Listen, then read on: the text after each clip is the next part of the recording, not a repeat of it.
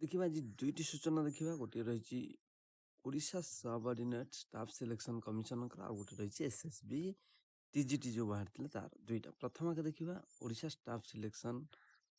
subordinate staff selection जो सूचना रही जो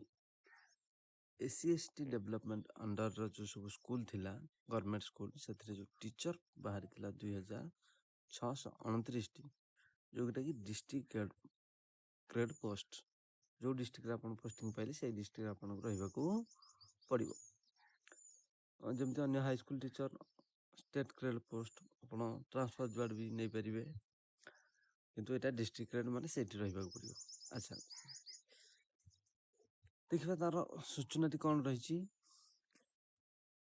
ना ऑनलाइन रजिस्ट्रेशन आउ री रजिस्ट्रेशन स्टार्ट हम के ना 12 जून 2024 शेष तारीख रही 7 जुलाई 2024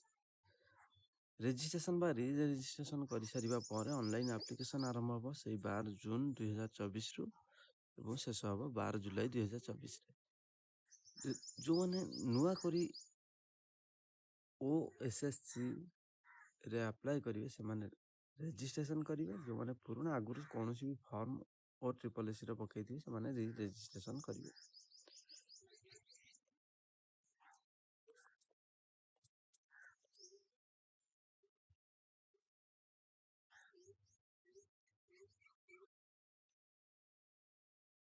इटा देखिबा state selection board department of higher education SSB रे रही कौन देखंतु ना जो पोस्ट गुड़िक बाहर थिला TGT PCM CBZ arts classical Sanskrit Hindi Urdu एवं पीटी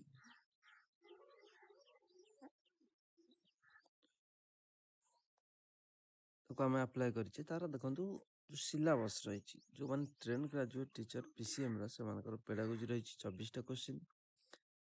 फिजिक्स रही 25टी question chemistry 25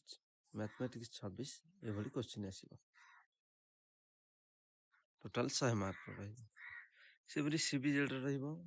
pedagogy 24 chemistry 25 botany 25 और zoology 26 arts pedagogy 24 history 13 question political 12टी क्वेश्चन ज्योग्राफी 13टी इकोनॉमिक्स 12टी इंग्लिश 13टी और ओडिया 13टी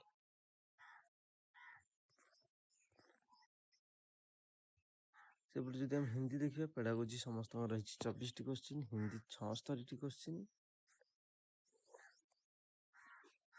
संस्कृत पेडागोजी 24 और संस्कृत क्वेश्चन रही 76टी उर्दूर 24टी क्वेश्चन और 76टी रही उर्दू विषय फिजिकल एजुकेशन रही 24टी क्वेश्चन पेडागोजी और फिजिकल एजुकेशन 24टी क्वेश्चन फुल मार्क रही 150 100टा क्वेश्चन गोटाक रही 1.5 मल्टीपल चॉइस क्वेश्चन रही